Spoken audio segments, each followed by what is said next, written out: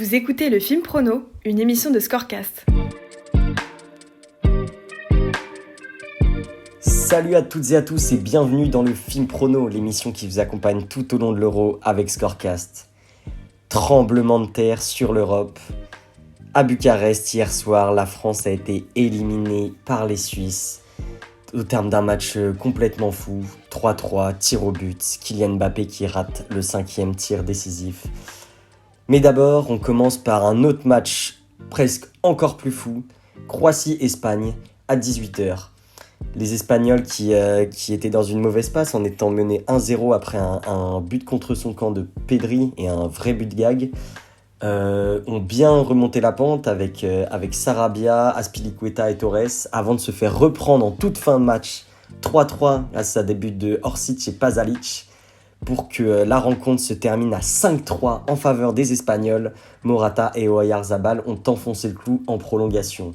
Sur Scorecast, vous étiez plus de 62% à prédire une victoire espagnole, alors que seulement un peu moins de 20% d'entre vous avaient misé sur la Croatie. Les scores exacts, ça fait très mal évidemment, parce que 5-3, c'est très difficile à pronostiquer. 15 d'entre vous sur presque 200 000, ont pronostiqué le score exact. Félicitations, c'était vraiment osé. On enchaîne donc avec le match de 21h.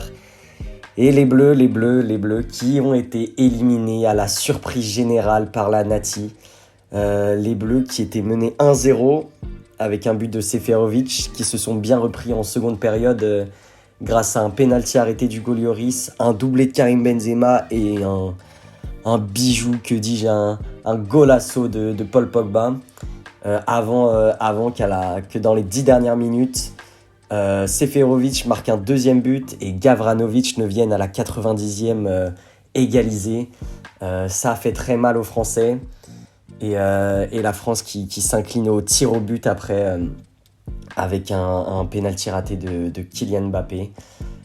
Sur Scorecast, vous étiez plus de 95% à miser sur une victoire française, avec notamment le 2-0 et le 3-0 qui étaient le plus donné.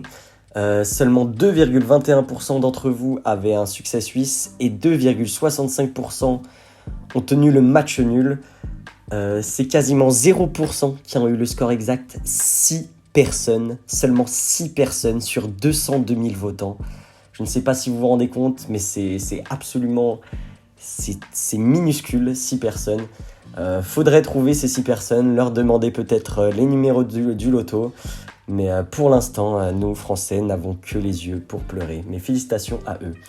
Le petit point sur la compétition publique, évidemment des surprises, donc ça ne bouge pas vraiment, notamment au niveau de la France. Le top 3 ne bouge pas, le podium reste le même avec Fabulous Fab qui a pris 3 points grâce à l'Espagne hier avec 64 points, qui s'éloigne un peu quand même et qui prend 7 points d'avance sur Ilias S, deuxième, alors que Sirigu complète toujours le podium avec 56 points. Attention Sirigu et Ilias, parce que derrière 55 points, il y a 4 personnes qui ont. Donc attention. Et Fabulous Fab, c'est la première personne qui commence vraiment à s'imposer comme un potentiel vainqueur à la fin du tournoi. Donc on suivra ça avec attention. Aujourd'hui à 18h, l'Angleterre affronte l'Allemagne à Wembley. Un match, peut-être le plus gros match avec Belgique-Portugal de ces 8e de finale. Sur Scorecast, vous êtes plus de 30% à pronostiquer une victoire de l'Angleterre, presque 50% à miser sur un succès de l'Allemagne et 20% d'entre vous ont pronostiqué un nul. Le score le plus donné est de 2-1 en faveur des Allemands. Alors que le deuxième score le plus donné est justement 2-1 en faveur des Anglais. Personnellement, je pense que l'Allemagne a montré un meilleur visage que l'Angleterre, surtout contre une grosse équipe, celle du Portugal, parce que c'est vrai que face à la Hongrie, les Allemands ont rencontré beaucoup de difficultés. Je pense que cette équipe d'Allemagne peut faire mal à l'Angleterre, même si les Anglais ont des atouts. Je vais donner une victoire 2-0 en faveur des Allemands. On peut enchaîner avec le match de 21h, Suède-Ukraine au Hampden Park à Glasgow. Une ambiance très chaude, on l'espère. La Suède, que vous avez pronostiqué vainqueur à près de 80%, La Suède qui est incroyable, qui réunit beaucoup de supporters en France. Plus de 129 000 personnes ont pronostiqué une victoire de la Suède, alors que seulement 11% des votants restent sur un succès de l'Ukraine. Et même, il y a plus de nuls qu'un succès de l'Ukraine, avec près de 12% pour un match nul entre les deux équipes. Eh bien moi, cette fois, je ne vais pas suivre la tendance.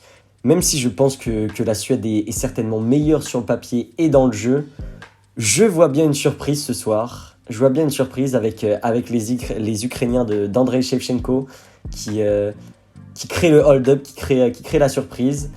Et une victoire ukrainienne acquise 2-1 au forceps. Voilà, c'est tout pour aujourd'hui. L'équipe de France est éliminée. Nous sommes tous très tristes. Mais l'Euro continue évidemment et on espère avec que des énormes matchs comme on a pu avoir hier. C'est certainement un des Euros les plus impressionnants avec ces 24 équipes, avec que des scores incroyables et des scénarios Hitchcockiens. Donc continuez à suivre l'Euro, continuez à suivre l'émission. J'espère que vous serez là demain. Ciao, ciao!